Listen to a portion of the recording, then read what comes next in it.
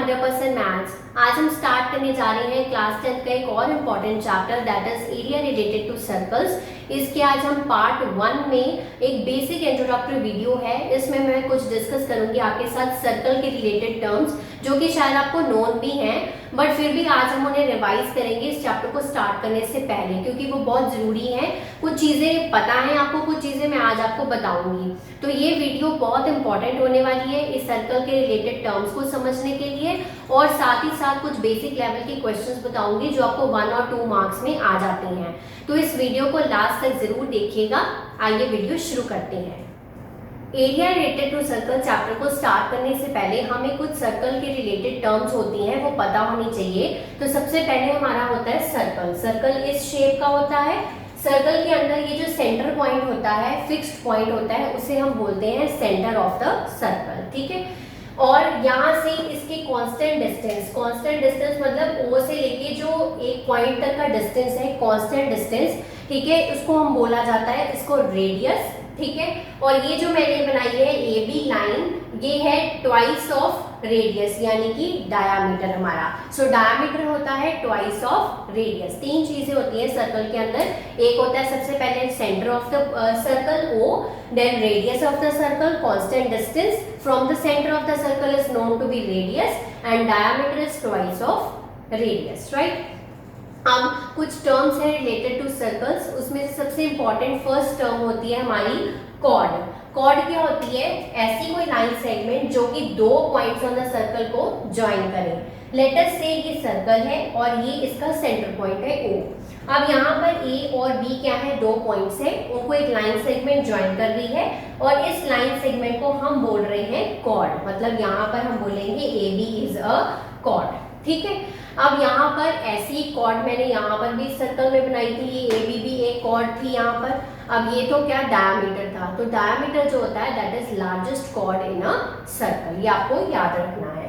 उसके बाद जो इसकी जो पॉइंट्स होते हैं ये सर्कल के बाहर नहीं होंगे या सर्कल के अंदर नहीं होंगे, they will lie on the circle, मतलब उसके ऊपर होंगे। तो ये चीज, तीन चीजों को आपको ध्यान रखना है। सो नेक्स्ट टर्म है हमारी secant, a line which intersects a circle at 2 points। अब यहाँ से देख सकते हैं आप, ये लाइन पास कर रही है और ये सर्कल को 2 पॉइंट्स पे टच कर रही है, इसको हम बोलेंगे secant। अब इसके जो एंड पॉइंट्स होते हैं they will lie outside of a circle।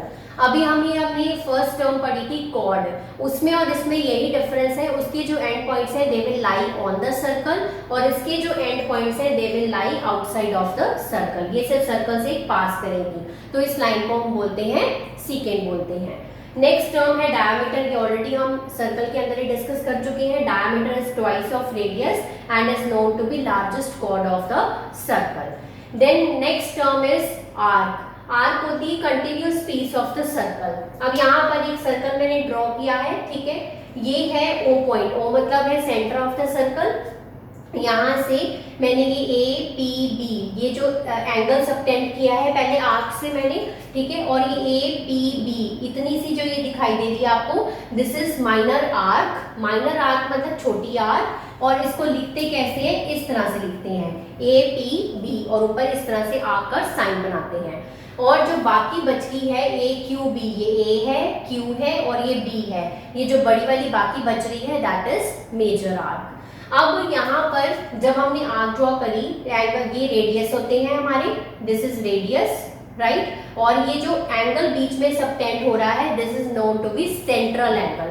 Central angle वो एंगल होता है angle subtended by arc of a circle. ये बहुत इंपॉर्टेंट चीज है हमारी इस चैप्टर के लिए, इसमें आपको समझने की जरूरत है माइनर क्या है और मेजर क्या है। तो जब आपने यहाँ पर दो कांस्टेंट डिस्टेंस ड्रॉ कर लिए और यहाँ से जो एंगल सबटेंड हुआ है this is known to be central angle, और ये आर्क को हम, छोटी आर्क को माइनर आर्क बोलेंगे, जो बाकी बच गई उसको हम क्या बोलेंगे? मेजर आर्क बोलेंगे।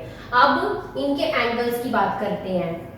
अब माइनर आर्क के लिए जो इसका सेंट्रल एंगल का होता है एंगल, वो कितना होना चाहिए? लेस देन 180, और मेजर आर्क के लिए 180 से बड़ा होता है। ये तो आपको दिखाई ही दे रहा है कि सेंट्रल एंगल के लिए, माइनर आर्क के लिए it is less than 180 central angle की वैल्यू, और मेजर आर्क के लिए it is greater than 180 degree. Next most important 4 terms हैं हमारे पास सेमी सर्कल, ये बहुत ही कॉमन टर्म्स हैं। सेमी सर्कल क्या होता है, देखिए बेसिकली डायमीटर जो है वो एक सर्कल को दो सेमी सर्कल्स में डिवाइड कर देता है। जैसे ये डायमीटर मैंने ड्रॉ किया, ये भी ड्रॉ किया है, तो ये दो आर्क्स में इसको डिवाइड कर दिया है। तो यहाँ पर ये जो ए सी बी है और ए डी बी है, ये दो आर्क्स हैं और दो सेमी सर्कल्स हैं, ठीक है।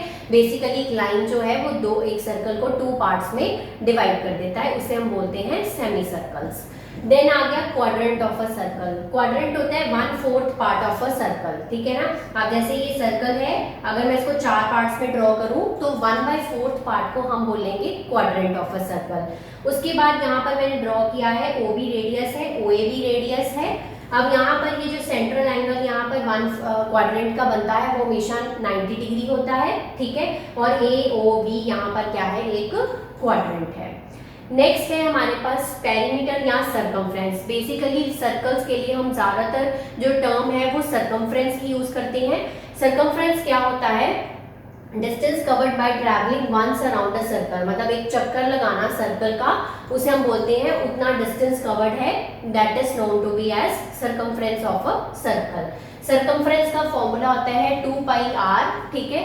यहाँ पर जो पाई है पीआई से पीआई इसको लिखते हैं, इसकी वैल्यू 22/7 होती है, 3.14 होती है, ज्यादातर क्वेश्चंस में गिवन होती है, नहीं गिवन तब भी आप इसको यही यूज करेंगे, स्टैंडर्ड वैल्यू है।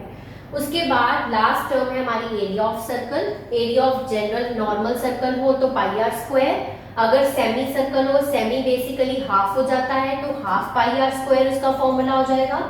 क्वाड्रेंट के लिए 1/4 हो जाएगा πr²। एंड देन अगर हमारे पास कभी एक सर्कल के अंदर दूसरा सर्कल हो, दो सर्कल्स हो, दोनों के अलग अलग रेडियस होंगे, एक को मैंने स्मॉल r ले लिया है, एक को कैपिटल R ले लिया है, तो उस केस में जो एरिया का फॉर्मूला है वो क्या बन जाएगा, कैपिटल R बड़ा होगा -r², तो capital R² minus small r²। इसको आप स्प्लिट भी कर सकते हैं, ये a² - b² का फॉर्मूला बन चुका है, a + b × a - b। तो फॉर्मूला क्या बना, π × r + r × r - r। तो ये होगा इन केस अगर हमारे पास दो रेडियस है किसी भी क्वेश्चन के लिए। अब हमने अपनी टर्म्स को स्टडी कर लिया है, अब हम मूव करते हैं अपने क्वेश्चंस की तरफ, वहां से देखते हैं ये टर्म्स वहां पर कैसे यूज हो सकती हैं। तो स्टार्ट करते हैं अपनी वीडियो का फर्स्ट क्वेश्चन। अब यहाँ पर है हमारे पास the circumference of 2 concentric circles. अब यहाँ पर पहले हम 2 कंसेंट्रिक सर्कल्स ड्रॉ करते हैं। कंसेंट्रिक सर्कल्स होते हैं इस तरह से, एक सर्कल के अंदर दूसरा सर्कल, इन सर्कल्स को बोला जाता है कंसेंट्रिक सर्कल्स। अब उन दोनों कंसेंट्रिक सर्कल्स के जो रिंग के सर्कमफ्रेंस है वो हमें गिवन है 88 सेंटीमीटर एंड 66 सेंटीमीटर, राइट। तो सबसे पहला सर्कमफ्रेंस C1 मान लेते हैं, इसको मैं मान लेती हूँ 2πr1, ठीक है। और C2 जो है दैट इज 2πr2, दोनों के रेडियस भी अलग अलग होंगे। सर्कमफ्रेंस C1 मतलब फर्स्ट सर्कल का कितना दे रखा है 88 = 2πr1, और सर्कमफ्रेंस C2 कितना दे रखा है 66 = 2πr2, राइट। अब यहाँ से सारी वैल्यूज है हमारे पास, पाई की वैल्यू स्टैंडर्ड हम पुट कर सकते हैं 22/7, वहां से r1 और r2 मतलब दोनों के रेडियस निकल आएंगे। अब जब रेडियस निकल आएंगे फिर विड्थ कैसे निकलेगी, विड्थ निकलती है माइनस करके रेडियस को। अब सबसे पहले हम इसके रेडियस निकालते हैं, 88 = 2 × 22/7 × r1, इसको मल्टीप्लाई करिए 88 × 7, ठीक है, डिवाइडेड बाय 2 × 22। हमेशा प्रेफर करिएगा इसको मल्टीप्लाई मत करिए, कटिंग कर लीजिए, वो ज़्यादा आसान होती है। अब देखिए 22 1 जा, 22 4 जा, 2 1 जा, 2 2 जा, देन r1 की वैल्यू कितनी आ रही है 14 centimetre, radius 1 is 14 centimetre. Same way we can find r2, 66 = 2 × 22/7 × r2। Same way करेंगे, 66 × 7 और 2 × 22 को इसके नीचे ले आएंगे, ठीक है। अब यहाँ से 22 3 जा 66, देन अब ये कट नहीं हो रहा तो यहाँ से 21/2 r2 की वैल्यू आ गई। इसको अगर पॉइंट्स में कन्वर्ट करेंगे तो इट विल बिकम 10.5 सेंटीमीटर, यानी कि आपकी r1 जो है दैट इज 14 और r2 की वैल्यू कितनी है आपकी 10.5। तो आपकी विड्थ कैसे निकलेगी, विड्थ निकलेगी आपकी r1 minus r2 that is 14 minus 10.5 that comes out to be 3.5 centimetre. तो ये इस क्वेश्चन का रिक्वायर्ड आंसर है। तो मूव करते हैं अपने नेक्स्ट क्वेश्चंस पे। ये क्वेश्चंस दोनों बिल्कुल सिमिलर हैं, इसीलिए इनको साथ में लिखा गया है। अब यहाँ पर फर्स्ट क्वेश्चन है find the radius of a circle. हमें एक सर्कल का रेडियस फाइंड आउट करना है। तो पहले यहाँ पर एक सर्कल बना देते हैं जिसका मुझे क्या फाइंड आउट करना है, रेडियस फाइंड करना है। तो रेडियस मैं सपोज कर लिया कैपिटल R, ठीक है। अब कहा उसने whose circumference is equal to, अब इसका जो circumference है this is equal to sum of the circumference of two circles, यानी कि ये इसका circumference दो सर्कल के circumference के इक्वल है जिनके जो डायामीटर आपको गिवन है 36 सेंटीमीटर और यहाँ पर 20 सेंटीमीटर, ठीक है। अब यहाँ से इसका जो circumference है इन दोनों के circumference के इक्वल है, पर यहाँ से अब हमें यहाँ पर क्या गिवन है, डायामीटर गिवन है। तो यहाँ से हम डायामीटर है 36 D1 और D2 जो है वो कितना है 20 सेंटीमीटर है। तो यहाँ से पहले हम R1 और R2 निकालेंगे। रेडियस कैसे निकलता है, हाफ ऑफ डायामीटर। तो यहाँ से R2 की वैल्यू कितनी आ गई 10 सेंटीमीटर, ठीक है। अब इसका सरकमफ्रेंस क्या होगा 2 पाई कैपिटल R1, इसका सरकमफ्रेंस क्या होगा 2 पाई R1 और दूसरे का सरकमफ्रेंस क्या होगा 2 पाई R2। यही कहा था उसने। एक जो इसका हमें रेडियस फाइंड आउट करना है जिसका circumference is equal to sum of circumference of these two circles, ठीक है। अब यहाँ से आप इजी करने के लिए इसमें से 2 पाई कॉमन ले लो, अंदर R1 प्लस R2 इस तरह से रहने दो। पाई की वैल्यूज यहाँ पर मत पुट कीजिएगा, 2 पाई कैंसिल हो जाएगा। तो R1 की वैल्यू क्या आ जाएगी, R1 प्लस R2 मतलब 18 प्लस 10 दैट इज 28 सेंटीमीटर। यहाँ से आप कैपिटल R ही ले सकते थे क्योंकि मैंने इसको कैपिटल R ही सपोज किया था। तो कैपिटल R की वैल्यू आ गई 18 प्लस 10 दैट इज 28 सेंटीमीटर। तो ये इस क्वेश्चन का रिक्वायर्ड आंसर है। Moving to the next question, what is the diameter of the circle. अब हमें यहाँ पर क्या फाइंड आउट करना है, डायामीटर फाइंड आउट करना है। तो एक सर्कल ड्रॉ कर लेते हैं और हमें इसका डायामीटर को फाइंड आउट करना है, ठीक है। हुज एरिया, अब इसके एरिया की बात हो रही है जिसका एरिया क्या होगा पाई R स्क्वायर। लेट अस से इसका जो रेडियस है वो कैपिटल R सपोज कर लिया मैंने और इसका एरिया क्या हो गया पाई R स्क्वायर हो गया। अब इसका एरिया किसके बराबर है, sum of areas of two circle of radii 40 and 9। अब ये दो सर्कल हैं जिनका रेडियस जो है गिवन है, एक का 40 गिवन है और एक का कितना गिवन है 9 सेंटीमीटर गिवन है, यानी कि ये R1 की वैल्यू है, ये R2 की वैल्यू है। तो यहाँ से इसका एरिया कितना होगा पाई R स्क्वायर, पाई R1 square plus pi R2 का होल स्क्वायर, ठीक है।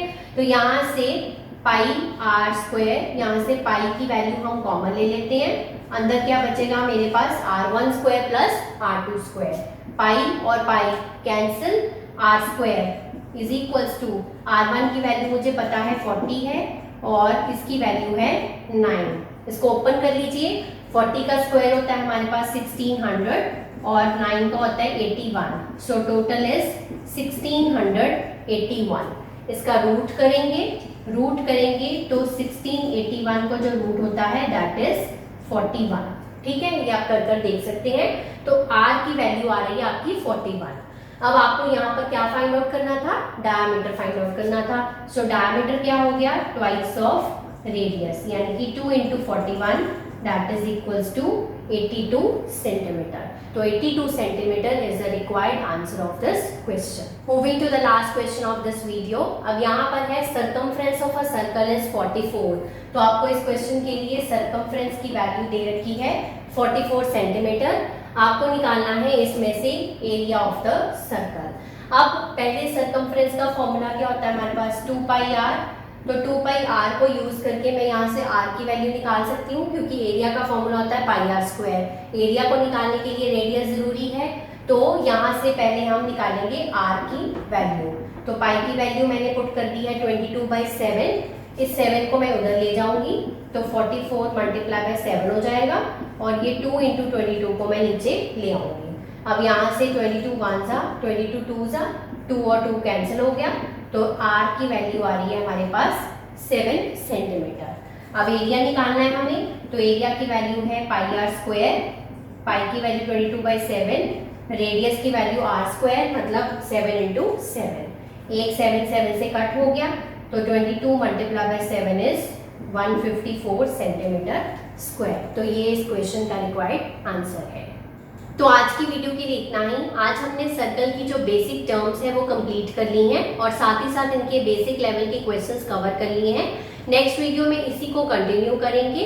तो कोई भी वीडियो इस इंपॉर्टेंट चैप्टर का ना मिस करने के लिए और हमारे चैनल का कोई भी वीडियो ना मिस करने के लिए आप हमारे चैनल को जरूर सब्सक्राइब जरूर कर लें और बेल आइकन को हिट कर लें ताकि वीडियोस के नोटिफिकेशंस आप तक पहुंचती रहें।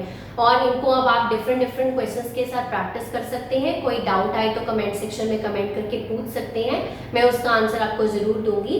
तब तक आप इसको प्रैक्टिस करें, रिवाइज करें। Have a nice day.